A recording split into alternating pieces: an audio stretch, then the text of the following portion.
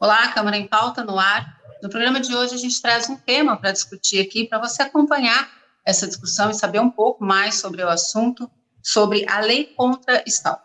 A lei ela foi sancionada pelo presidente Jair Bolsonaro em 31 de março desse ano, a lei 14.132, que tipifica o crime de perseguição, prática também conhecida como stalking. E para falar sobre esse assunto, a gente recebe hoje duas convidadas. Eu acho que a gente vai acabar falando até muito mais do que especificamente da lei, e a gente recebe aqui hoje duas convidadas, que é a Juliana Cunha, que é psicóloga e é diretora da SafeNet Brasil, que é uma ONG com foco na promoção e defesa dos direitos humanos na internet no Brasil. E a gente recebe também a Carolina Rangel, que é defensora pública e coordena os trabalhos da Casa da Mulher Brasileira. E aí, de repente, a gente vai pensar assim, peraí, mas a gente vai falar sobre um crime de perseguição, está recebendo uma defensora pública da Casa da Mulher Brasileira, qual que é a relação, né? E a gente vai descobrir essa relação durante o programa. Primeiro, eu quero agradecer vocês duas por aceitarem o nosso convite e nos receberem aí virtualmente no espaço de vocês. Carolina, obrigada. É um prazer, o prazer é todo meu. E Juliana, obrigada também por receber a gente. Agradeço pelo convite, é um prazer, uma honra estar aqui. Obrigada. Antes da gente falar até da lei, eu queria que a Juliana explicasse para a gente, ela é diretora da SafeNet Brasil. O que é essa ONG, Juliana? Conta para a gente um pouquinho, para a gente entender. A SafeNet é uma organização não governamental, sem fins lucrativos, e que atua há 15 anos promovendo e defendendo direitos humanos na internet. A gente tem 3 frentes de atuação. Uma é a responsabilização. A gente recebe denúncias de crimes contra direitos humanos, como pornografia infantil, racismo, neonazismo, violência contra a mulher, misoginia, xenofobia e outras violações.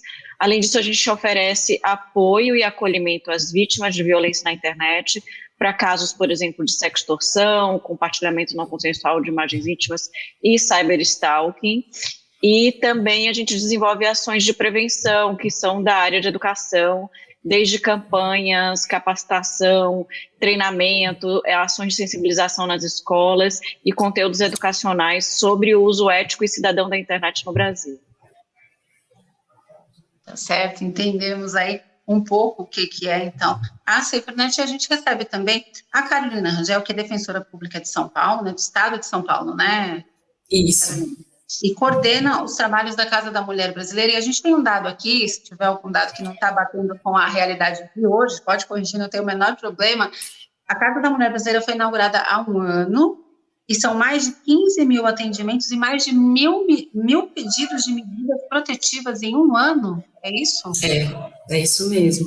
Bom, eu vou explicar um pouquinho sobre a Casa da Mulher Brasileira, que é um serviço que ainda está se firmando, não é tão conhecido. A Casa da Mulher Brasileira, ela funciona no estado de São Paulo e em alguns outros estados, se não me engano, são outros 5 estados que também têm esse serviço.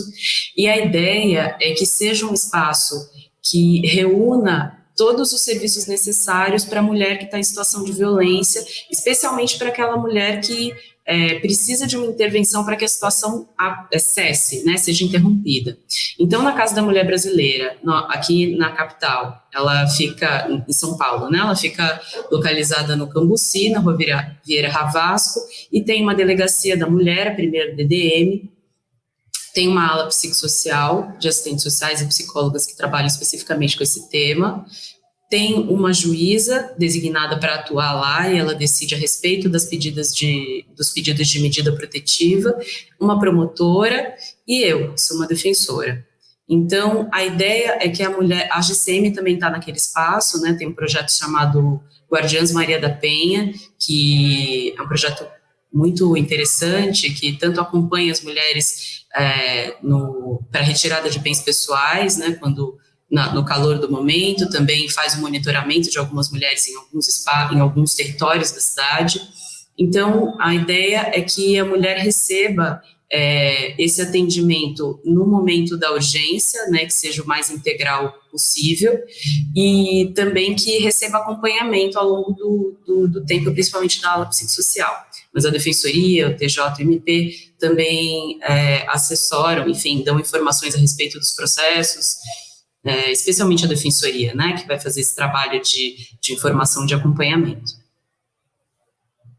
Então, agora que a gente, né, apresentou o ambiente que vocês atuam e o que é que ele representa dentro desse nosso bate-papo aqui, a gente vai entender um pouquinho, né, porque a gente fala, lei contra o stalking, exatamente do que a gente está falando, né, é um crime de perseguição, significa perseguir, causar aborrecimento, importunar, incomodar, então, essas coisas todas, elas acontecem, e aí a gente precisa entender até no contexto por que é que nós temos aqui a Defensoria, alguém representando a Casa da Mulher Brasileira, que a Carolina acabou de explicar para a gente o que é, e a gente vai fazer essa relação.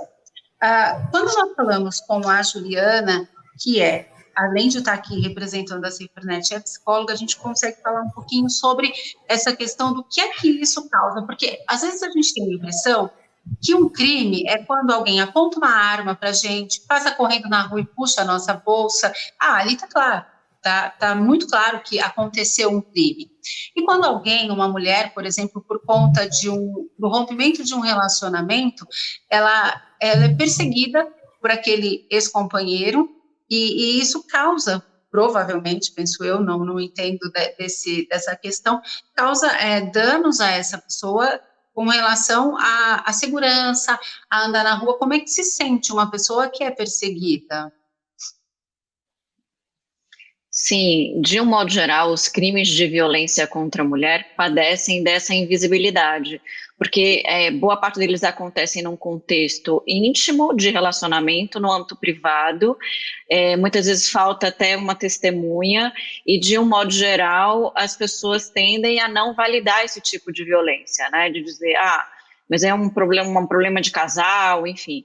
Além disso, a gente tem um outro desafio, que é entender que a violência psicológica causa danos reais à vida de uma pessoa.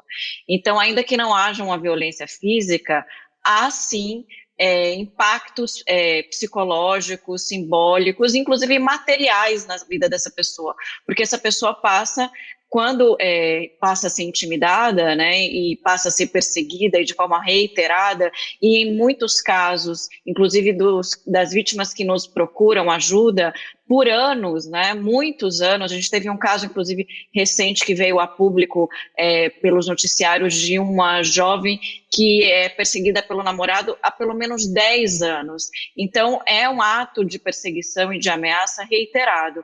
Isso causa danos à vida da pessoa, porque a pessoa tem que mudar a vida, mudar a rotina, mudar de endereço, de aparência, às vezes desistir da universidade onde ela estuda, porque ele passa, inclusive, a perseguir nos ambientes que ela frequenta, ou seja, ela se sente, de fato, cerceada em sua liberdade e de poder fazer escolhas e de levar a sua vida adiante. Então, isso pode causar muitos impactos, não só em danos secundários, como a gente chama, né, que são esses danos psicológicos que vêm logo depois da violência, mas também impactos na vida da pessoa como um todo, né, no trabalho, no estudo, nas relações dela, no modo como ela se sente livre para ir e vir. Então, a gente precisa olhar para isso e entender que a violência também na internet tem consequências, e consequências muito sérias e a longo prazo. E isso pode desencadear, inclusive, um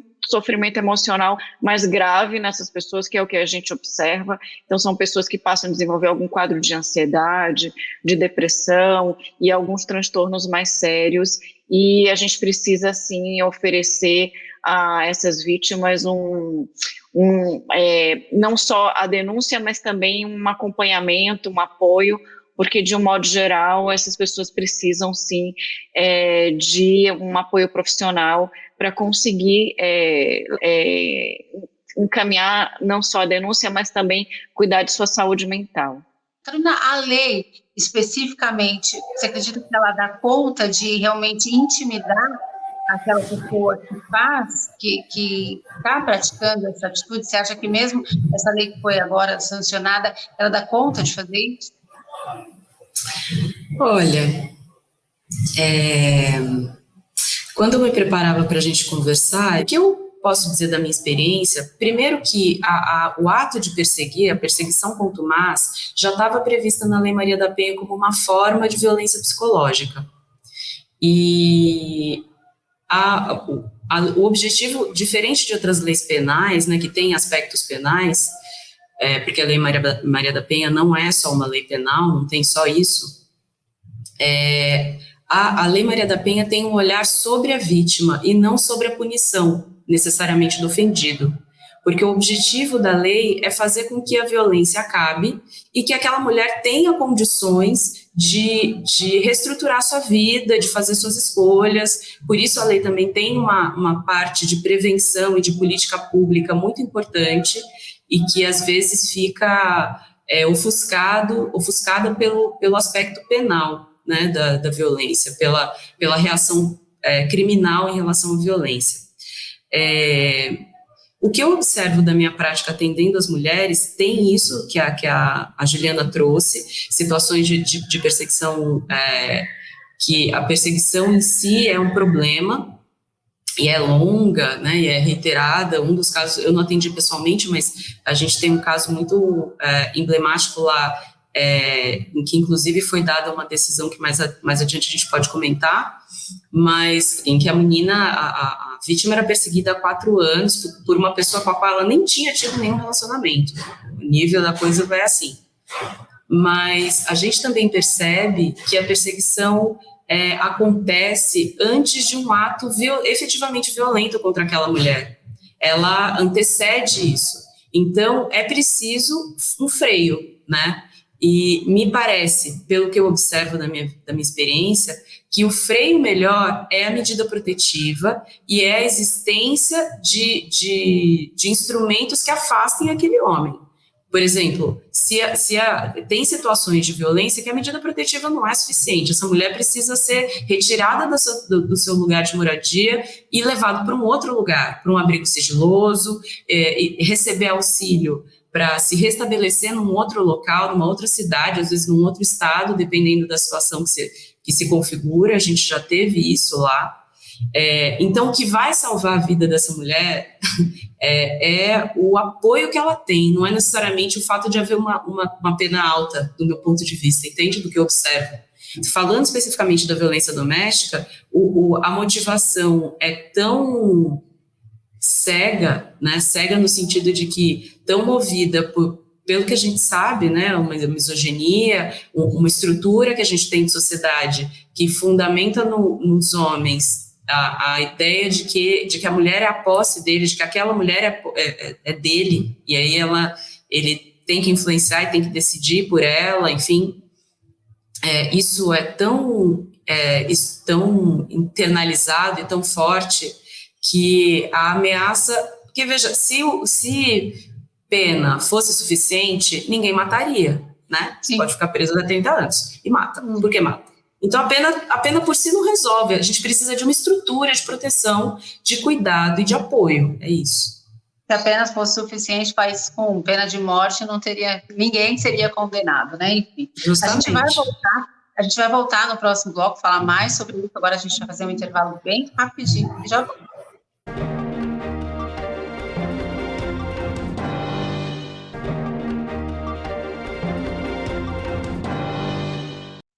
De volta com o Câmara em Pauta, a gente fala hoje, né, o tema do programa de hoje é Lei contra o Stalking, e a gente recebe 2 convidadas, já conversou um pouquinho com ela aqui no primeiro bloco, a Carolina Rangel, que é defensora pública e coordena os trabalhos da Casa da Mulher Brasileira, e a Juliana Cunha, que é psicóloga e diretora da SaferNet Brasil, contou um pouquinho para a gente também do trabalho da ONG. A gente encerrou o bloco anterior falando justamente sobre a questão de que não necessariamente é a pena que faz, que evita com que alguém cometa um crime, porque, como a gente disse, né, tem pena para vários crimes que acontecem há tanto tempo. Juliana, na sua opinião, assim, o que a gente precisa é educar, principalmente no caso da mulher, esses meninos desde cedo, e as meninas também, até para conseguir identificar quando está acontecendo um tipo de crime como esse, para não acabar caindo naquela situação de achar que, cuidado, quando é alguém conhecido, né, a gente poder confundir isso com, não, mas me liga 20 vezes por dia porque está cuidando, porque está tendo atenção comigo. Como é que a gente prepara essa sociedade para que esse crime não aconteça e para que a gente saiba identificar quando ele está acontecendo? A gente precisa entender que as motivações para o stalking, de um modo geral, é relacionada a gênero, né? As mulheres são mais alvos de stalking. Então, nos casos que a SaferNet recebe, desde 2015 que a gente recebe pedidos de ajuda de vítimas, já foram mais de 80 casos, 76% deles eram envolvendo mulheres. Então, a gente precisa entender que tem um problema aí que é estrutural mesmo, e que vem de uma longa história de uma cultura que, sim, normaliza e naturaliza práticas de violência contra as mulheres e, de alguma forma, está relacionada também em contextos de relacionamento abusivo. Então, tudo isso leva a casos e violências como essa, como a questão do ciberstalking, por exemplo. E a gente precisa entender que é importante, sim, uma educação desde os primeiros anos de escola, para falar sobre relações de gênero, falar sobre relações de respeito nas relações de gênero, isso tudo é importante. Também para conversar, especialmente com meninas e meninos, sobre experiências que eles possam vir a ter a partir do momento que estão na adolescência e passam a se relacionar, que possam ser experiências, sim, de violência, e entender quais são os sinais de que aquele relacionamento não está mais saudável, enfim, ter conversas francas em família, na escola, sobre isso, porque muitas meninas ainda vivenciam essas experiências e não necessariamente falam sobre, porque, de novo, a gente tem uma cultura que naturaliza, que normaliza, que acha que não é uma violência, que não é bem assim, que pode ser resolvido, que vai passar, que a pessoa vai melhorar. Então, tudo isso acaba culminando, sim, em situações de violência mais grave, na medida em que a gente não dá recursos suficientes para que as pessoas consigam perceber esses sinais, consigam buscar ajuda, ou tenham ao seu redor uma rede em que ela possa buscar e recorrer em situação de sofrimento. E a gente também precisa entender que é todo um sistema que contribui para a perpetuação dessa violência, ou para o que a gente chama de revitimização. Então, é um sistema que muitas vezes não está preparado para acolher de forma apropriada essa vítima. Eu acho que a iniciativa da Casa Brasileira é uma iniciativa nesse sentido, né, de como é que a gente prepara essa rede, esse sistema para acolher de forma apropriada.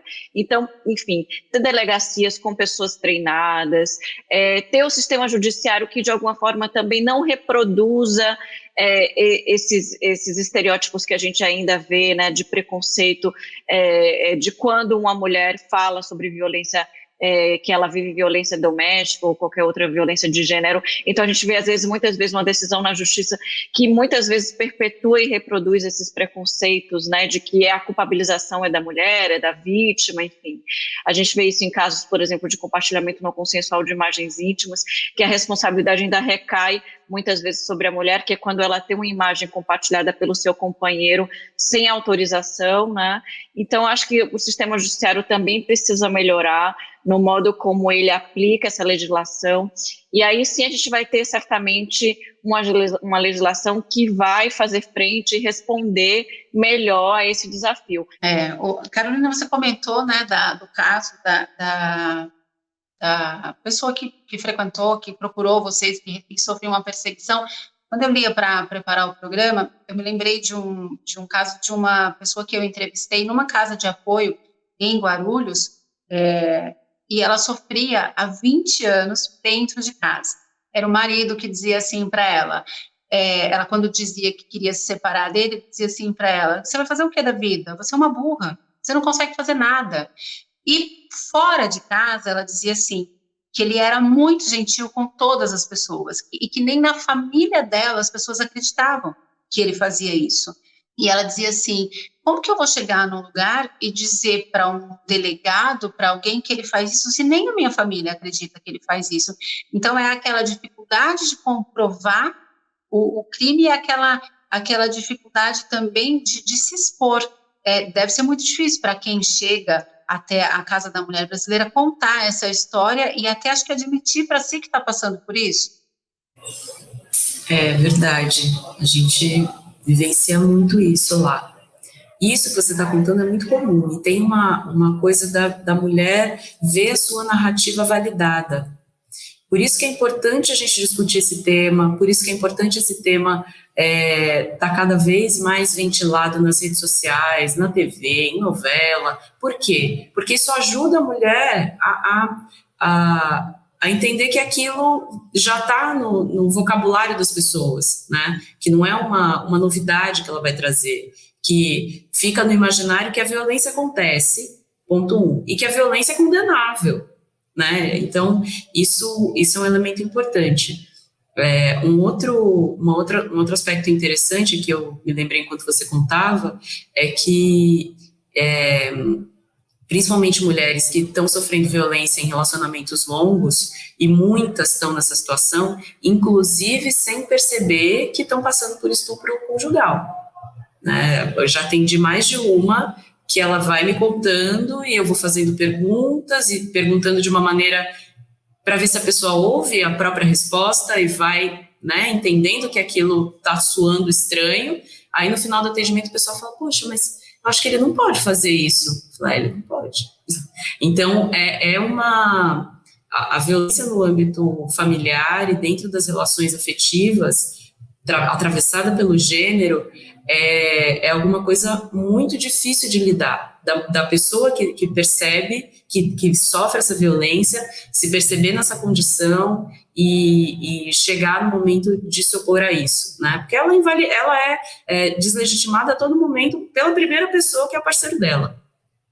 E eu estava atendendo uma mulher que contava uma história muito parecida com essa e tinha várias outras aguardando atendimento. E aí eu precisava tomar uma providência em relação ao caso dela, pedir que ela aguardasse e fui atender uma próxima. Eu sei que quando eu voltei, ela estava engraçado, né?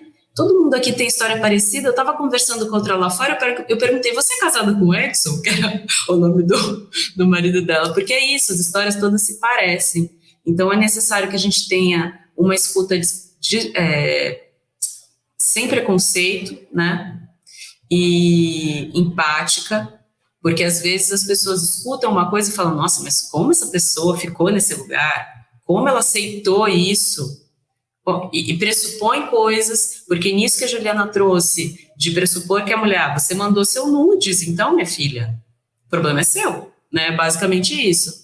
Também tem um entendimento de, mas você fez o BO, mas você não representou, dizendo que você quer que o homem seja processado. Se você não disse que o homem, e depois eu posso explicar melhor isso, né, tecnicamente, se a mulher não está dizendo que ela quer que esse homem seja processado e que ele receba uma pena, é porque não tem violência, né, que não é tão grave. E as situações são muito mais complexas. Às vezes essa pessoa é o pai do filho dela, sabe, tem outras relações, ou então essa mulher não é, ela só quer seguir a vida dela, ela não quer necessariamente que esse homem seja preso, enfim. Então, eu acho que o grande desafio para todo mundo que lida com isso é trabalhar com a alma sem julgamento em relação a essa mulher.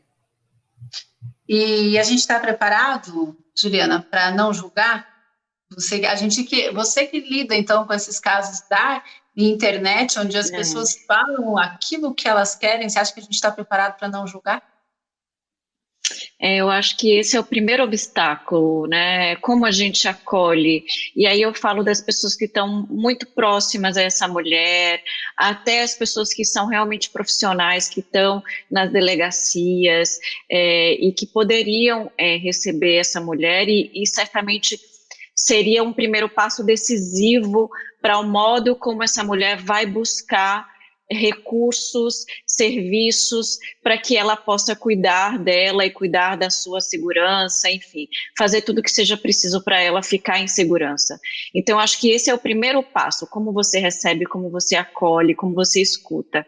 E é muito comum a gente ouvir de mulheres que fizeram a primeira denúncia ou buscaram uma delegacia e tiveram, sim, um acolhimento que as fez se sentir pior, né, do que já estavam. Então, eu acho que eu compreendo e concordo absolutamente com o que a gente está discutindo aqui, que o quanto é complexo a violência contra a mulher, porque ela envolve muitas vezes um parceiro, alguém que ela confia, que ela tem uma relação afetiva, que envolve sentimentos ambivalentes, e que muitas vezes essa mulher, de fato, ela vive por muitos anos e tem mesmo isso que a Carol traz, de trazer, de duvidar mesmo de que ela está vivendo é o que ela realmente é um fato, é uma coisa que ela está vendo e achando, é um problema dela, enfim. Então, isso tudo leva as mulheres a muitas vezes, adiarem dar o primeiro passo. E aí, quando ela dá esse primeiro passo, ela percebe que essa rede não vai recebê-la, né, nem encorajá-la, ou de alguma forma vai até dissuadi-la, né, a seguir adiante. Então, isso é um problema sério mesmo, né? E aí, trazendo até uma experiência pessoal que eu tive, porque, assim, violência, ela tá para todas as pessoas. E para as mulheres também, as mulheres poderem falar que elas já viveram suas experiências de violência, incentiva e inspira que outras mulheres também falem sobre isso, né? Não é motivo de vergonha. Toda mulher pode viver uma situação de violência. E pessoalmente, eu tive o privilégio de ter uma delegada na ocasião que teve uma escuta muito sensível, mas essa não é a regra. Foi um privilégio meu de ter uma delegada titular na cidade onde eu moro, em Salvador, que realmente teve um acolhimento e essa sensibilidade que a Carolina traz de poder entender o que eu estava querendo com aquela denúncia, por que aquela denúncia era importante de ser feita e que andamento aquilo poderia ter, né? E é claro que eu tinha informações, mas tudo isso, para quem está vivendo a violência na hora, a gente esquece de que a gente é psicóloga ou que a gente já conhece todos os nossos direitos. Então, eu acho que essa pessoa que vai escutar pela primeira vez essa mulher, ela tem esse papel e essa responsabilidade, porque o modo como ela recebe pode ser muito decisivo para essa mulher poder tomar outras medidas, outras providências e finalmente conseguir romper esse ciclo de violência. O momento que você está vulnerável é o momento que você está vulnerável, né? E aí como você vai ser recebido realmente faz muita diferença. A gente vai fazer mais um intervalo bem rapidinho e volta já com o Câmara em Pauta.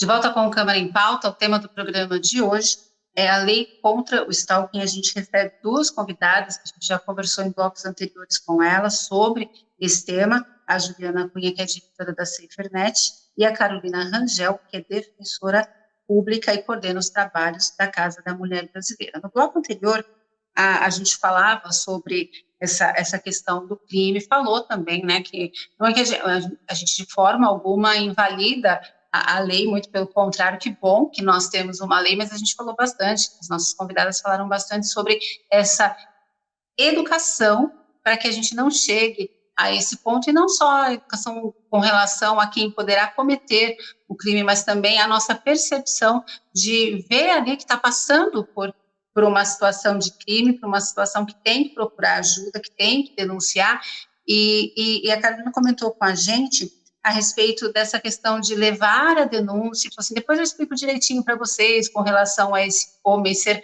processado, a não ser, e por que a gente fala aqui sobre esse homem ser processado, a maioria dos casos de perseguição, quem é o crime de perseguição, quem sofre esse crime são as mulheres, e quem comete muitas vezes são os homens, os companheiros, homens que até muitas vezes participam, nem sempre, mas muitas vezes participam ali do ciclo diário da rotina dessa mulher. Como que é esse processo, esse processo, Carolina, como é que se dá essa situação? Não processo, né? Porque você vai parecer que eu estou falando de um processo penal, mas essa situação.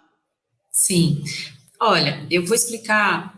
É o seguinte, em relação ao crime de perseguição, ao crime de ameaça e outros crimes. Há crimes, você vai na delegacia, faz a denúncia, e pelo simples fato de você fazer a denúncia, já vai haver uma investigação criminal, um inquérito policial, ou enfim.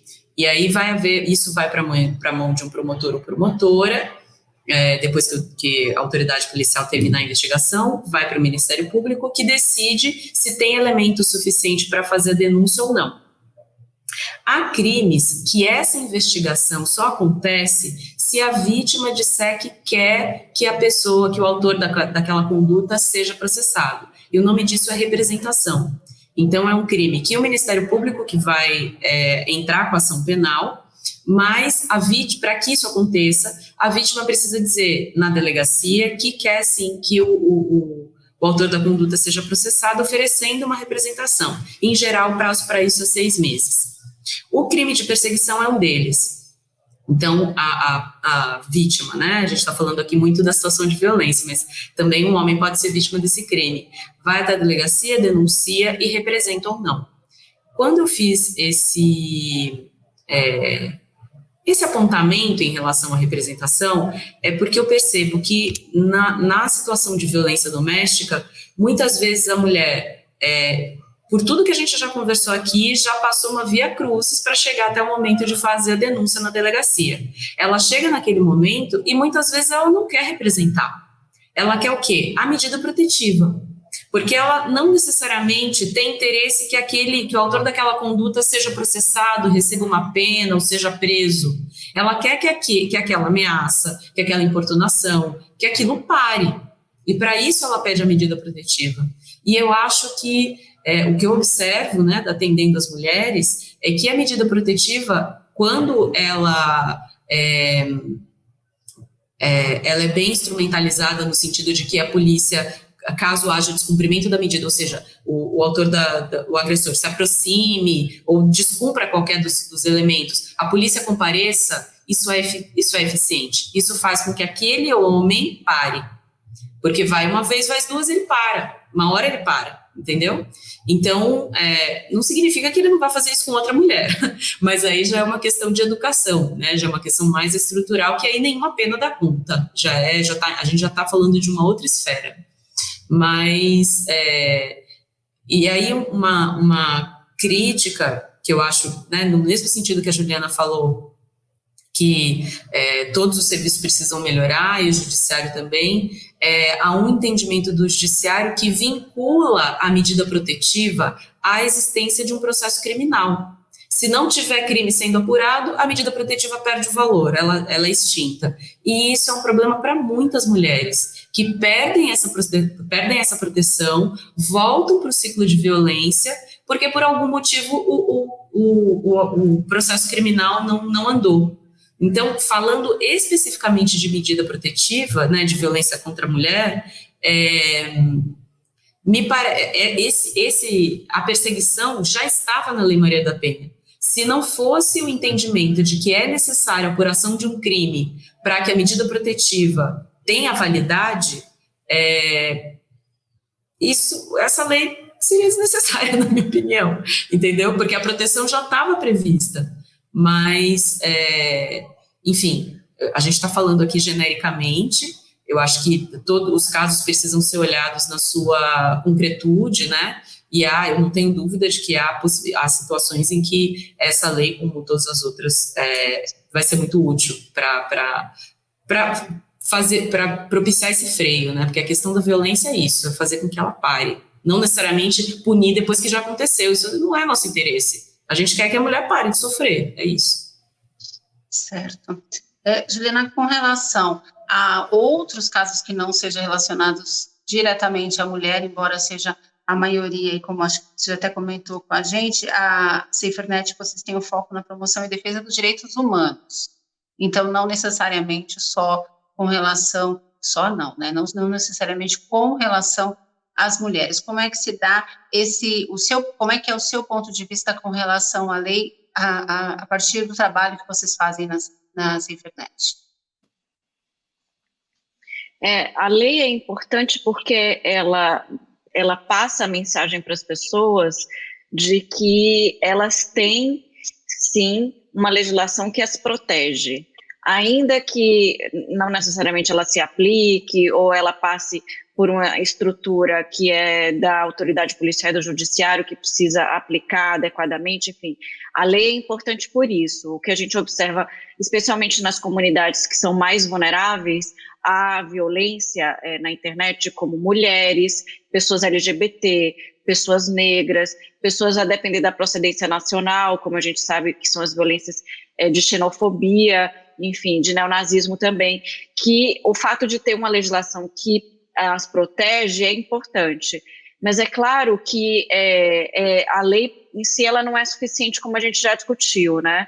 Então, o que a gente precisa claro, dar às pessoas recursos para que elas também possam buscar, né, ajuda. Então, você fortalecer essas comunidades e essas redes de apoio são super importantes. Então, no trabalho da SaferNet, a gente tem um trabalho de prevenção importante, que é esse, né, de empoderar esses grupos que são mais alvos de violência na internet, para que eles também possam fortalecer suas redes de apoio. E a gente sabe que quem sofre, por exemplo, com um crime de racismo, um crime de misoginia, de xenofobia, é importante ter redes que sejam mais fortalecidas, mais empoderadas, porque elas vão falar sobre seus direitos, elas vão levantar essa questão da diversidade, da tolerância na internet. Então, você muda, de alguma forma, o ambiente na internet para ser um ambiente mais diverso e mais tolerante. Então, é muito importante esse trabalho também de empoderamento dos grupos vulneráveis e, claro, ter essa possibilidade de fazer denúncias,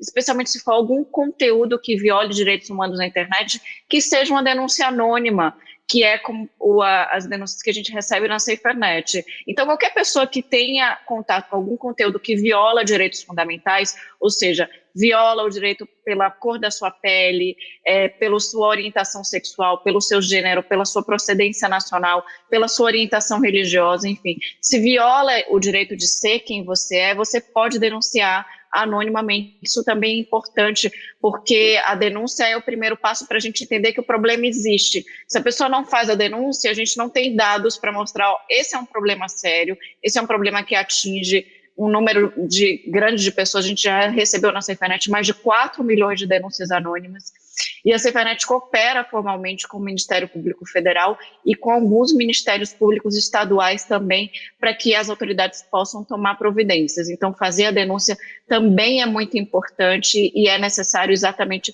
para a gente reconhecer que essas violações existem. Para fazer a denúncia pela SaferNet através do site? Sim, se você clicar se você digitar denuncie ou denunciar.org.br, você já vai direto para o formulário de denúncias da SaferNet. Certo, tem que ficar atento às situações que ocorrem à nossa volta e, como você falou, falar para que isso realmente seja notado, né? Porque se a gente se cala, como é que a gente vai ter consciência do que está acontecendo? Carolina, e para procurar a Defensoria Pública, a Casa da Mulher Brasileira, precisa ir até lá? Como é que está, principalmente nesse momento de pandemia, como é que está essa situação?